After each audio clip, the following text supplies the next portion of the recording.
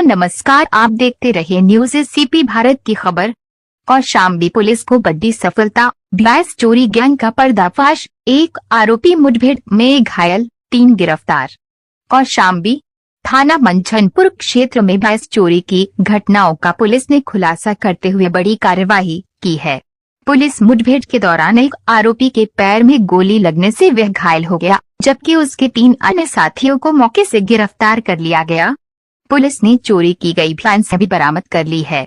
UP से पवन मिश्रा की report. देखिए, जनपद कौशाम्बी में विगत लगभग 10 दिवस में पशु चोरी की 3 घटनाएं कारित हुई थी अलग अलग थानों में, और सभी पशु चोरी के संबंध में संबंधित थानों में सुसंगत धाराओं में अभियोग पंजीकृत कर लिया गया था। इसमें थाना कोखराज में बकरी चोरी का एक अभियोग जो 546/25 था, थाना मंझनपुर में 425/25 जिसमें एक भैंस चोरी हुई थी। इसके अतिरिक्त दिनांक 18/12 को थाना मंझनपुर में एक और अभियोग 438/25 पंजीकृत हुआ था। प्रारंभिक जो जांच पड़ताल थी, मुखबिरी थी, उससे ये कंफर्म हो गया था कि एक ही कोई पशु गैंग है, पशु चोरी करने वाला गैंग है जो इन घटनाओं को कारित कर रहा है।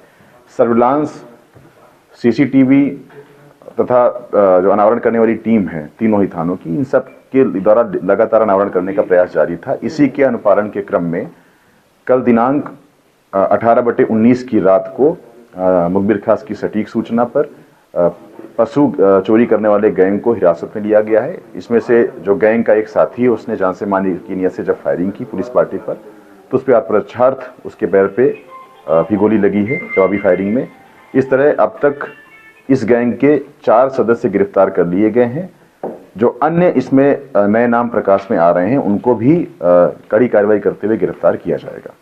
ये क्या पहली बार चोरी किए थे, क्या इससे पहले भी इन लोगों को? नहीं, जैसे कि मैंने अभी बताया, अभी प्रारंभिक पूछताछ में पिछले 10 दिवस में इन्होंने 3 चोरी की घटनाएं कारित की थी, और तीनों ही घटनाओं पर कोखराज में एक अभियोग और मंझनपुर में 2 अभियोग पंजीकृत हुए थे। इसके अतिरिक्त प्रारंभिक पूछताछ में यह भी प्रकाश में आया कि इन्होंने केवल उत्तर प्रदेश में नहीं, मध्य प्रदेश में इन्होंने 1-2 जगह चोरी की घटना कारित की थी।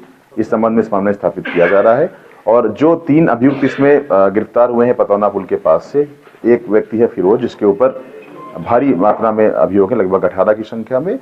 दूसरा जो अभियुक्त है गुड्डू, उसके ऊपर 8 अभियोग, और दिलशाद के ऊपर 5 अभियोग पंजीकृत हैं। इनके पास से भैंस बरामद हुई है फिर और कुछ? हाँ जी, इसमें चोरी की हुई 3 भैंसों को थाना करारी में बरामद करके दाखिल किया गया था। इन अभियुक्तों के द्वारा भी पहचान की गई है तथा वादी के द्वारा भी अपनी भैंसों की पहचान कर ली गई, उसे सुपुर्द करने की कार्रवाई भी प्रचलित है। सर, ये गैंग किस तरह चोरी करते थे, कहाँ बेचते थे? इनकी मॉडस ऑपरेंडी यही है कि इनके द्वारा पहले रेकी की जाती थी। 2 तरह के काम होते थे। पहले या फिर ये किसी तरह से व्यापारी बन करके उसी पशु मालिक के पास जाते थे, मोल भाव करने का प्रयास करते थे, इसी बहाने वो रेकी कर लेते थे।